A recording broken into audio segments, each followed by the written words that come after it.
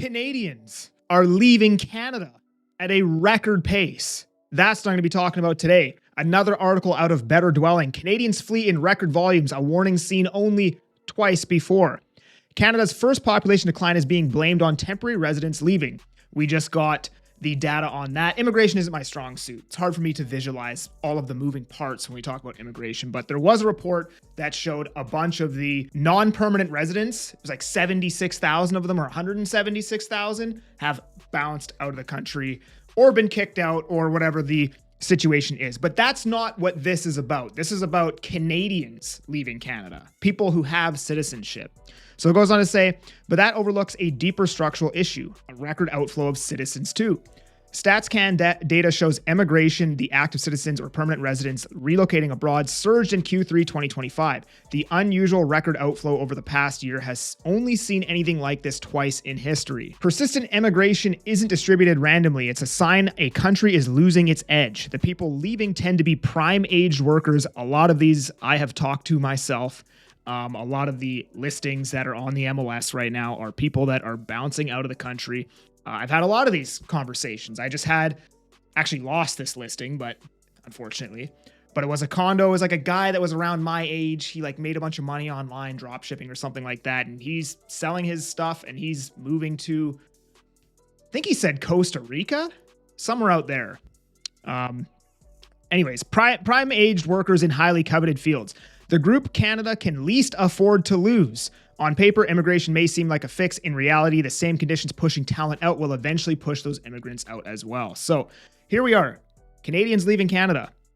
So this is a rolling 12 months. So I guess from Q2 2025 to, I believe, Q2 2024, there was 120,000 Canadian citizens that have left Canada.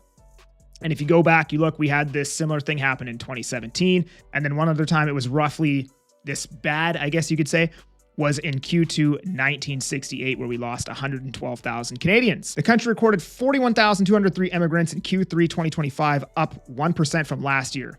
Growth is stable, but stable at an elevated level that's roughly 30% above pre-pandemic norms. Canada has only seen Q3 higher once in 2017. There have been 120,000 immigrants over the 12 months ending in Q3 2025, up 2.3% from last year. It's now at the largest outflow on record, and not just for Q3, but for any 12-month period in Canadian history. So they go on to highlight that immigration is largely tied to real estate bubbles. So you can see here, every time we've had these massive spikes, this was a huge run up in real estate prices.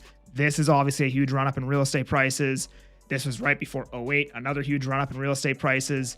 94, I think there was a market peak in 91, so right before this, kind of similar to what we're going through right now.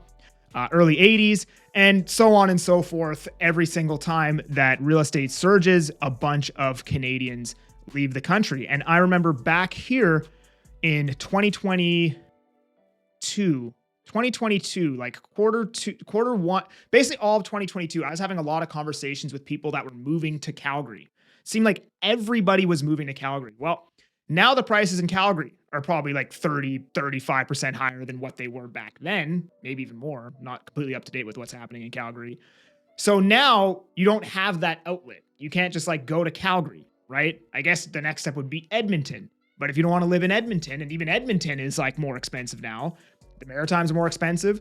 I guess you could maybe go to Yukon, right? But if you don't want to live in those places, you're leaving Canada, right? So this article basically points to housing affordability is the reason why everybody's leaving. And I think they're probably for the most part right about that. But one thing that's different right now than definitely 2017, I don't know about 08 or any of these other ones because I was like freaking 12 years old or not even born. But I can speak for these two, the difference between these two times that a bunch of Canadians left Canada is the state of Canada is there is a feeling of no hope. I was talking to some of the other content creators in Canada, like not necessarily real estate, but like it seems like anything, like any type of finance, real estate, media. Comment sections are a cesspool right now. Like Canadians are absolutely pissed. Canadians are pissed pissed. Like, my comments have gotten so bad. And it doesn't even matter which way, if you're like positive, if you're negative, it's just like all the comments are just like a cesspool, right? And it's the same across like every real estate channel. It's the same across like any Canadian media. It's like Canadians are just miserable right now. The vibes here are terrible. In addition to housing being unaffordable, cost of living going up, all of these things, the people here are miserable and mad and depressed. And overall, it's just a really bad environment at the moment. Now, I made a TikTok about this in short form and I posted that. And it's like, a lot of people said like, yeah, we're leaving, we're out of here. Costa Rica.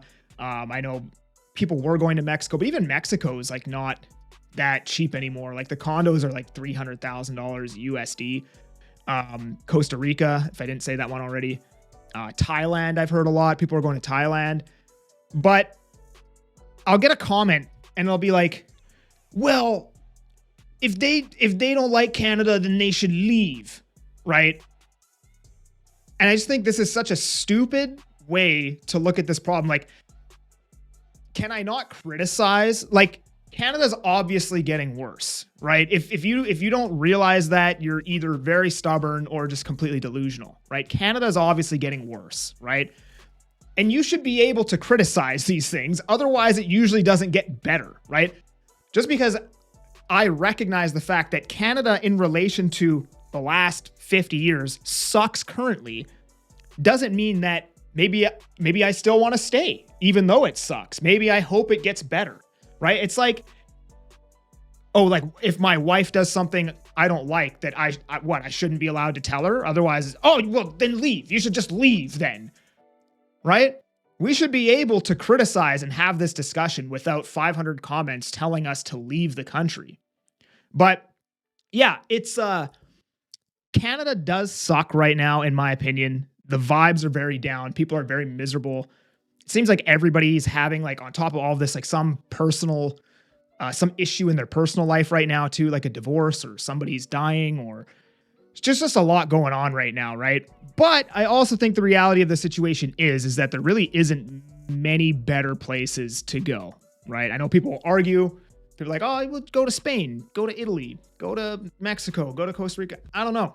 I'm not convinced it's going to be much better there, to be honest with you. And the other thing with these places like Panama or Costa Rica is I don't want to live anywhere where I'm not the apex predator, where I can just die via a poisonous spider biting me, or cartoonishly large snakes in my house. How come I never hear anybody talking about this? Like, is it just that there isn't that many of them?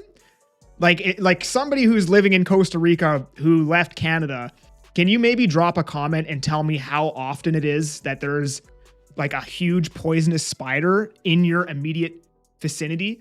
Because that's a pretty big concern for me. If I were to ever move to one of these places, I do not want to, like, I know these things don't stand a chance in hand-to-hand combat with me, but I just don't even want to be around it. I don't want that small percentage possibility of dying via a snake or jumping spider. I don't know if that's just me. But all that being said, I think life goes on. I think the economy will continue to move. That's another thing. People are losing their jobs right now. I have a couple buddies that are unemployed at the moment that cannot find work for the life of them. And when you run out of options, when living here is no longer financially viable, you'll leave, right? So that's happening a lot right now. But overall, I remain positive that life goes on. The economy will continue to go on. Life will happen. Canada may or may not get better, but all I can do is focus on me. And I still think there's a lot of opportunity here at the moment, regardless of the state of how everything is. But yeah, I hope you enjoyed this very positive and uplifting video for the day. I'm sure you'll let me know in the comments. Like, subscribe if you want to chat with me about buying or selling real estate in Canada, or I guess the Fraser Valley. Link down in the description. I'm that Agent Kelly. I'm making moves to move you. Peace.